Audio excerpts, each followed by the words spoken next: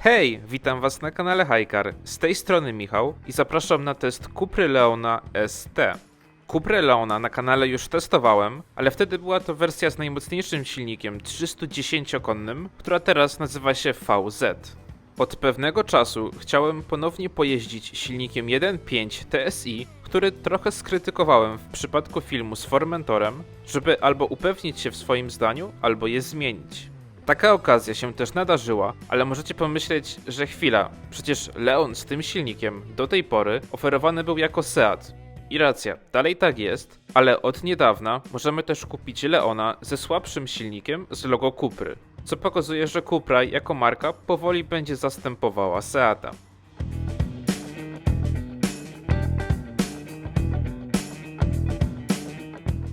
Dobra, to zacznijmy jak zwykle od koloru.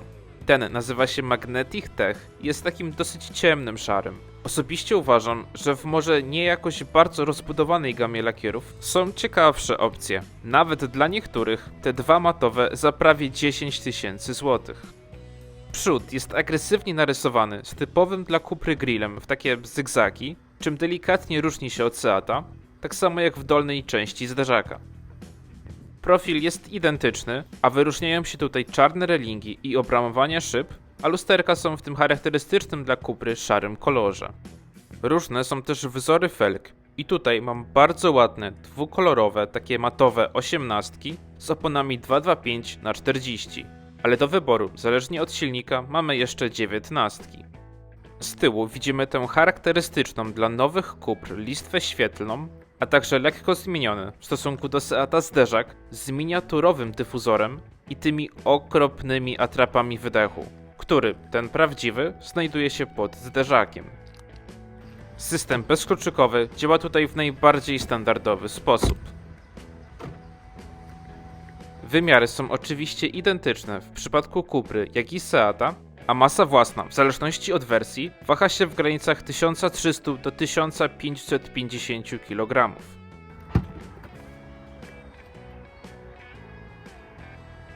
Te wymiary przekładają się na bagażnik o pojemności 620 litrów, który jest dokładnie taki sam, niezależnie od wersji i marki. Jest bardzo ustawny, dobrze wykończony, próg wyładunkowy jest minimalny, mamy haczyki, wejście 12V, ściągacz i dwie wnęki po bokach. Pod podłogą widzimy koło dojazdowe, a także miejsce na roletę bagażnika, które jest na prowadnicach. Podłogę możemy też obniżyć i tak naprawdę to dopiero wtedy mamy pełne 620 litrów. Oparcia kanapy możemy złożyć za pomocą cięgien w bagażniku w proporcjach 1/3 do 2/3, ale mamy też przejście na dłuższe przedmioty. Wtedy pojemność wzrasta do 1600 litrów i mamy płaską podłogę lub takie lekkie wzniesienie, a pasy nie będą się plątały. Klapa może być sterowana elektrycznie.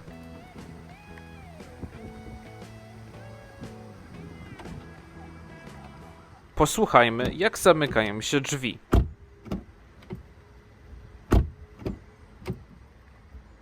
Zarówno z przodu, jak i z tyłu jest solidnie, tylko delikatnie słychać różnicę. Na kanapie nie ma żadnych różnic. Drzwi otwierają się szeroko, a ja przy wzroście 1,72 m, siedząc sam za sobą, mam bardzo dużo miejsca przed kolanami. Pod fotelem opuszczonym maksymalnie jest całkiem sporo miejsca na buty, a nad głową ogrom wolnej przestrzeni. Sama kanapa jest delikatnie wyprofilowana i wygodna, a siedzisko bardzo dobrze podpiera uda. Mamy tutaj wejścia Isofix, zagłówki regulują się w takim stopniu, a na środku otwierany miękki podłokietnik z uchwytami na kubki. Drzwi są wykończone typowo jak na ten segment, czyli sporo twardego plastiku, a na wysokości łokcia fragment skórzany i w miarę miękki podłokietnik.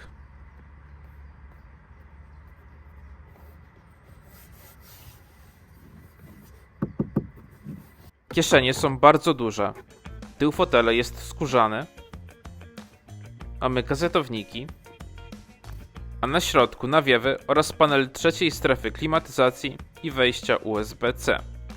Z przodu wita nas listwa z napisem Cupra, ale co ważniejsze, bardzo dobra pozycja za kierownicą. Możemy usiąść tutaj całkiem nisko, chociaż nie pogardziłbym możliwością jeszcze lekkiego obniżenia fotela. Fotela, który może być sterowany elektrycznie w 8 kierunkach, z regulacją odcinka lędźwiowego w 2 płaszczyznach i pamięcią ustawień. A fotel pasażera regulowany jest manualnie w 6 kierunkach wraz z regulacją lędźwi. Mają one zintegrowane zagłówki i są naprawdę mocno wyprofilowane. Mi siedzi się w nich bardzo wygodnie, a siedzisko dobrze podpiera uda. Mamy tutaj połączenie skóry ekologicznej z miedzianymi przeszyciami i tapicerki materiałowej, ale do wyboru są jeszcze naturalne skóry. Deska rozdzielcza wygląda dokładnie tak samo jak w każdej nowej spalinowej Cuprze, czyli bardzo duży minimalizm z wystającym ekranem na środku i od Seata praktycznie się nie różni. Tak samo kierownica, która jest w pełni skórzana, w części z perforacją, jest dosyć twarda, ale świetnie leży w dłoniach. Oczywiście ma te miedziane elementy, które ją odróżniają, ale przyciski są te same. I niestety w tej wersji nie dostaniemy tych 2 przycisków w dolnej części do włączenia samochodu i zmiany trybów jazdy, ale łopatki jak najbardziej mamy.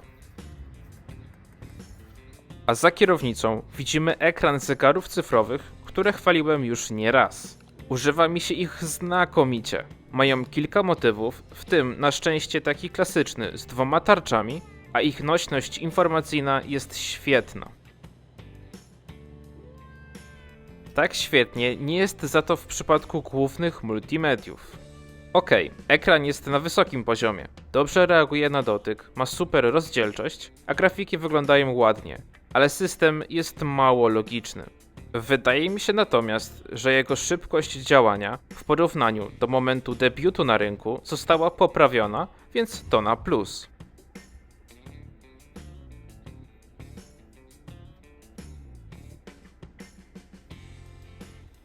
Za to na minus, że za jego pośrednictwem musimy wybierać tryby jazdy, a te faktycznie mocno wpływają na zachowania samochodu.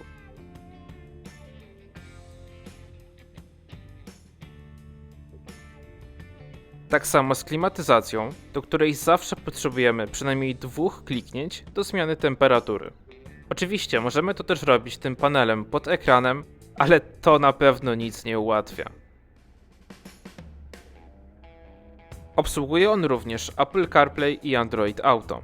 CarPlay działa bardzo dobrze i fajnie, że zostaje taki pas po lewej stronie, aby szybko przejść do ustawień jazdy czy klimatyzacji, a połączenie jest bezprzewodowe. Jeśli chodzi o audio, to mam tutaj jego podstawowy wariant z 7 głośnikami i gra on bardzo przeciętnie. W podstawowych ustawieniach dźwięk jest taki nieprzyjemnie ostry, więc warto dopłacić do zestawu Beats. Kamera cofania dalej wygląda przeciętnie i nie ma najlepszej rozdzielczości.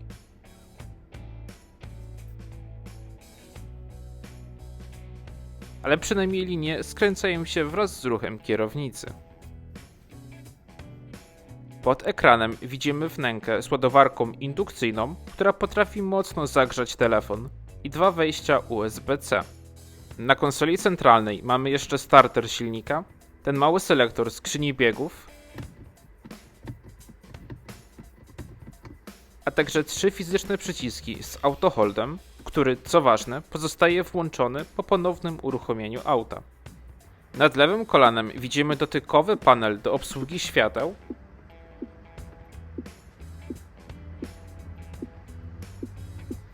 a na podsufitce przyciski dotykowe i 1 fizyczny SOS.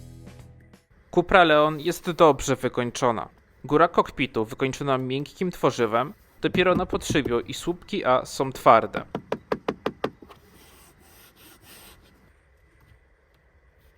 Poniżej taka plastikowa, ale naprawdę ładna listwa, która przechodzi na konsolę centralną, jednak jest ona całkowicie twarda. Centralny podłokietnik regulowany jest w 2 płaszczyznach i całkiem miękki.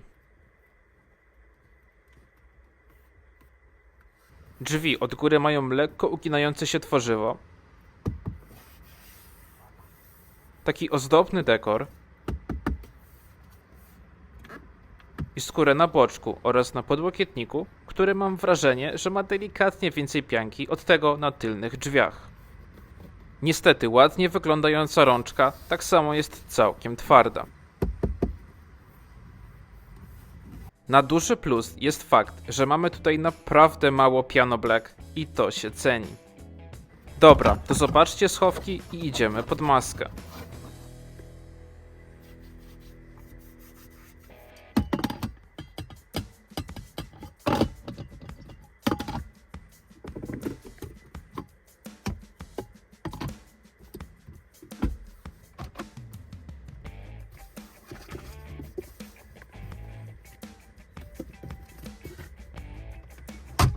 A do wyboru w wersji podstawowej, czyli nie VZ, mamy 3 silniki, wszystkie z napędem na przednie koła. Z benzyn 1.5 TSI 150 koni mechanicznych, który występuje tylko ze skrzynią manualną 6-biegową, albo 2.0 TSI 190 koni z automatem dwusprzęgłowym DSG o 7 przełożeniach, którym byłem tak zachwycony w Seacie ATC, jednak tam był napęd na 4 koła. Teraz z oferty zniknęły silniki diesla, które możemy już kupić tylko w Seacie. Jest jeszcze jeden wariant o nazwie e-TSI, bazujący na silniku 1.5 i DSG, wyposażony w miękką hybrydę. Generuje on te same 150 koni mechanicznych i moment obrotowy 250 Nm.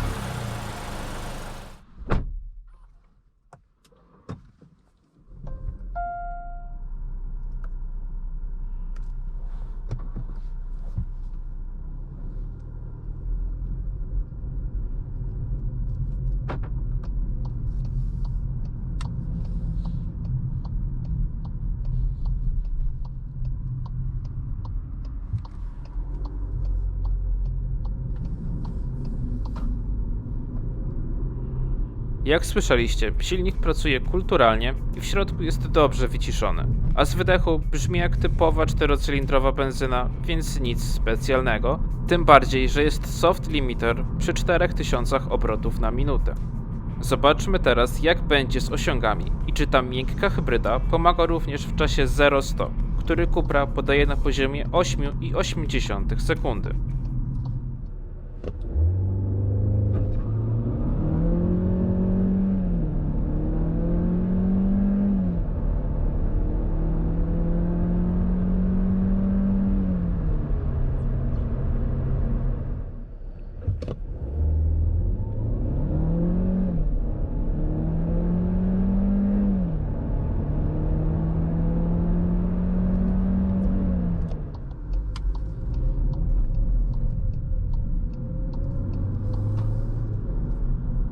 No i jak widzieliście, jest bardzo, ale to bardzo dobrze.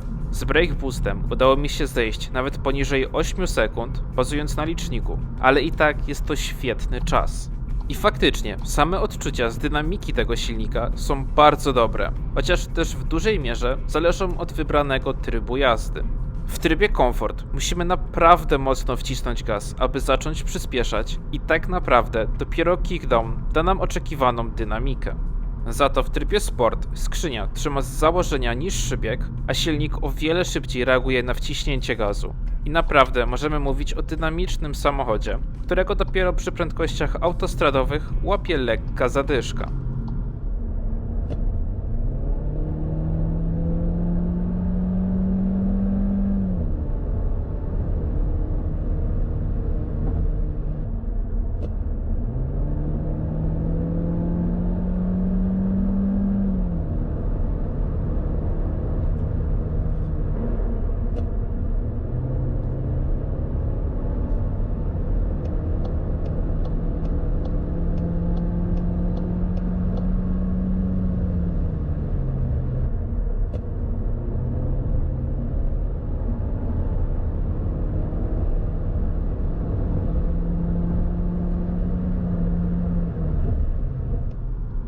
Delikatnie pomaga tutaj też ta miękka hybryda i to faktycznie czuć przy tych niskich obrotach, zanim do gry wkroczy turbo. Jest to instalacja 48V, która sprawia, że silnik może się wyłączyć podczas jazdy ze stałą prędkością i to nawet na autostradzie. Dzieje się tak tylko w trybie komfort, ale działa to naprawdę świetnie i ponowne włączenie silnika jest natychmiastowe.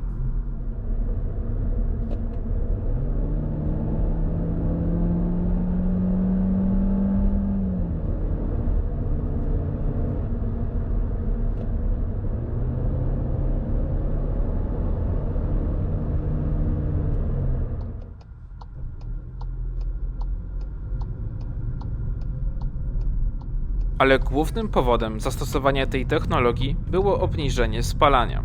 Po rozgrzaniu silnika podczas spokojnej jazdy wyłącza się on naprawdę często, ale działa to na tyle sprawnie i niewyczuwalnie, że kompletnie to w jeździe nie przeszkadza. Wydaje mi się nawet, że jeśli ktoś nie interesuje się jakoś szczególnie motoryzacją, to nawet nie zauważy, że co chwilę silnik się wyłącza.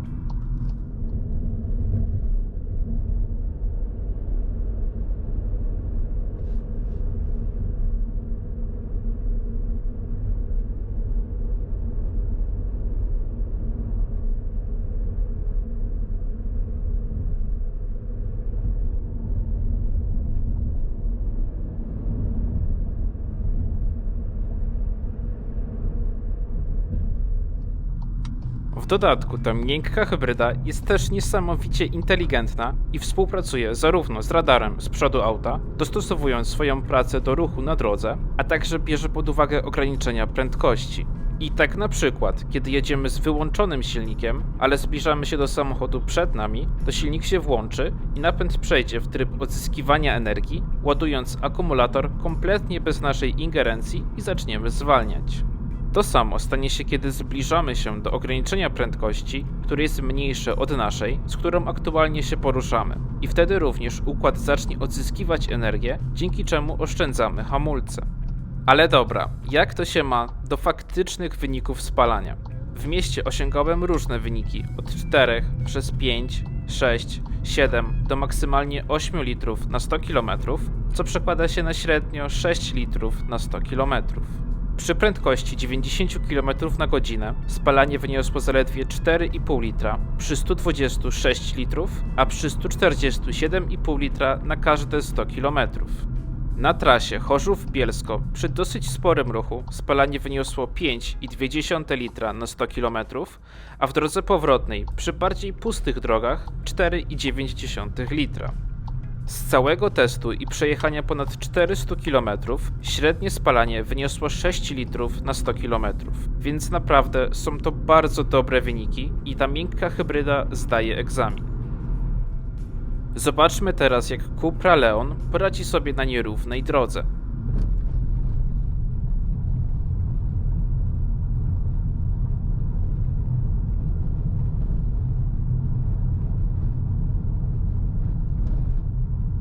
Tutaj na wstępie muszę zaznaczyć, że miałem DCC, czyli adaptacyjne zawieszenie, które działa naprawdę świetnie i bardzo wyraźnie czuć różnicę pomiędzy skrajnymi ustawieniami. W trybie komfort, nawet na takim małym profilu opony, Leon może być naprawdę, nomen omen, komfortowym samochodem. Nie jest to oczywiście taki bardziej pływający komfort jak w przypadku DS4, tylko taki solidny i stabilny. W trybie sport zawieszenie staje się naprawdę sztywne i czuć wtedy nawet te najmniejsze dziury. Na co dzień nie ma sensu z nim jeździć, ale zdecydowanie pomaga ono w zakrętach. Leon pokonuje je bardzo stabilnie i nadwozie się nie przechyla, a w sukurs idzie z nim też świetny, progresywny układ kierowniczy o małym przełożeniu, który w trybie sport staje się przyjemnie ciężki. Wyjedźmy teraz na autostradę.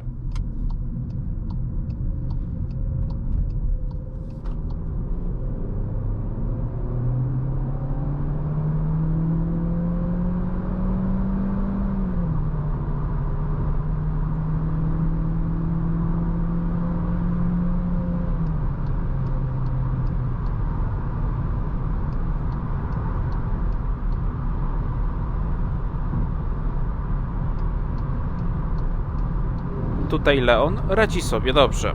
Jest poprawnie wyciszony zarówno od podwozia, jak i od opływów powietrza. Prowadzi się stabilnie i nie ma się do czego mocniej przyczepić. Niestety, mam tutaj tylko pakiet wspomagania jazdy L, który nie zapewnia nam tak nieraz wychwalanego przeze mnie pełnego Travel Assista. W jego skład wchodzi pełny, predykcyjny, adaptacyjny tempomat, który działa na poziomie najlepszych na rynku w pełnym zakresie prędkości, a w dodatku może samoczynnie reagować na przebieg drogi, odpowiednio zwalniając. Może też samoczynnie dostosowywać prędkość do odczytanych znaków, co działało w tym przypadku gorzej niż w poprzednio testowanych egzemplarzach, ponieważ często widział ograniczenia, których kompletnie na danej trasie nie było, nawet cofając się w czasie.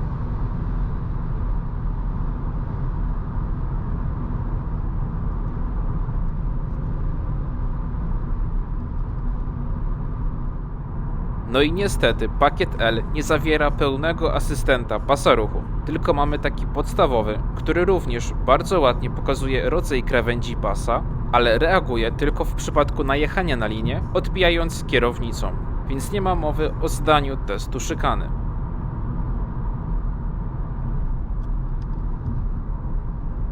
Przejdźmy teraz do ujęć nocnych. Po otwarciu auta włączają się reflektory, pod lusterkami logo Cupra, a z tyłu w efektowny sposób włącza się listwa wraz z lampami. Bagażnik jest dobrze oświetlony przez lampkę LEDową, a w kabinie zarówno z tyłu, jak i z przodu mamy mocne LEDowe oświetlenie. I podświetlona jest też listwa na progach. Tak prezentuje się wnętrze po odpaleniu. Z tyłu widzimy podświetlony przełącznik od szyby, na środku panel klimatyzacji oraz wejścia USB, a na podsufitce obwódki lampek. Z przodu dobrze widoczne zegary, na kierownicy wszystko podświetlone,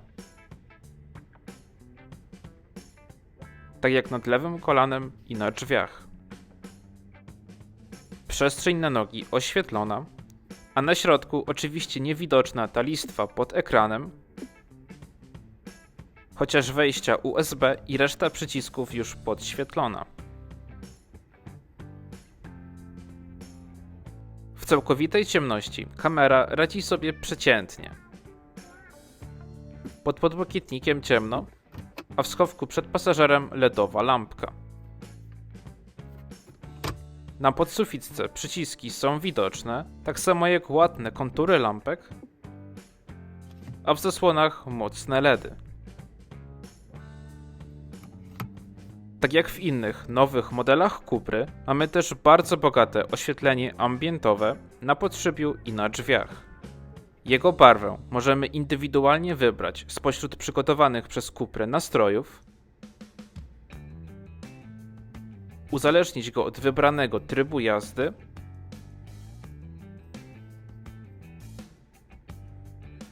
lub zdecydować się na któryś z 10 kolorów. Na zewnątrz z przodu widzimy reflektory Full LED,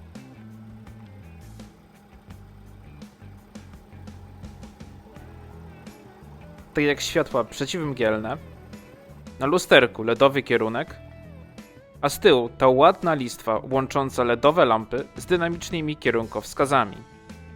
LEDami podświetlona jest też tablica rejestracyjna. Tak świecą reflektory na postoju. Wiązka jest w miarę szeroka i mocna, a w dodatku mamy tutaj doświetlanie zakrętów.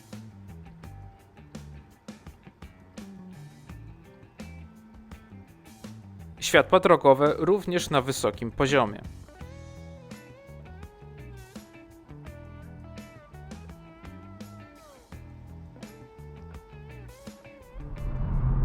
Jednak dopiero podczas jazdy możecie zauważyć, że mamy tutaj do czynienia ze światłami matrycowymi. W ofercie są one dopiero od niedawna i muszę przyznać, że jest to pozycja obowiązkowa, jeśli jeździcie sporo po zmroku. Jak być może pamiętacie, w poprzednich testach narzekałem na zasięg świateł mijania, który był dosyć kiepski i przy wyższych prędkościach już przeszkadzał. Tutaj również jest on kiepski, bo są to dokładnie te same reflektory, którym po prostu dodano soczewki i komputer sterujący wygaszaniem poszczególnych stref. Ale dzięki temu słaby zasięg świateł mijania nie jest tak odczuwalny, bo jednak ciągle jedziemy na światłach drogowych, nie oślepiając innych kierowców. Samo wygaszanie poszczególnych stref, których jest sporo, działa bardzo dobrze i płynnie, więc jak najbardziej warto dopłacić. A propos, to porozmawiajmy teraz o cenie. I tak jak mówiłem, dzisiaj skupiamy się tylko na wersji podstawowej bez literek VZ. Jej ceny zaczynają się od 135 tysięcy złotych za silnik 1.5 z manualem, dopłata do DSG w połączeniu z miękką hybrydą to 14 tysięcy złotych, a do silnika 2.0, jednak już bez miękkiej hybrydy, to kolejne 6 tysięcy. Leon pod znakiem Seata z silnikiem 1.5 może być tańszy nawet o 18 tysięcy, ale będzie też gorzej wyposażony w podstawie, więc trudno to tak porównać. Tak prezentuje się bazowa wersja z niemetalizowanym białym lakierem, a w środku niestety zdjęcie nie oddaje faktycznie tej konfiguracji, ale nie dostaniemy wtedy choćby podgrzewanych foteli. Tak w kontraście wygląda najdroższa konfiguracja z miedzianymi felgami i dokładkami na progach, a w środku tapicerka z naturalnej skóry i finalna cena to 209 tysięcy złotych.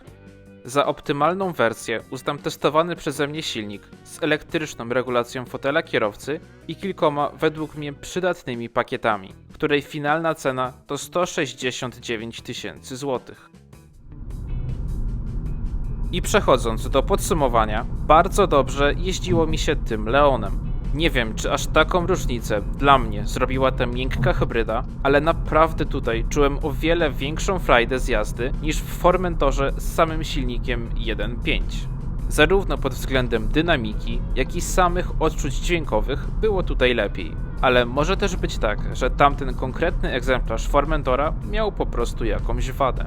Sam Leon ma tylko jedną wadę dla tych bardziej klasycznych kierowców, czyli sterowanie wszystkim przez ekran główny, a nawet bardziej system, który jest mało logiczny i niektóre funkcje są mocno poukrywane. Ale poza tym to naprawdę dobry samochód. Praktyczny, nowoczesny i ładny, a pod znakiem Cupry nabiera jeszcze więcej charakteru. Także dzięki za oglądanie. Zachęcam do zostawienia subskrypcji, a także łapki w górę dla nakarmienia algorytmu. I widzimy się w sekcji komentarzy. Bye!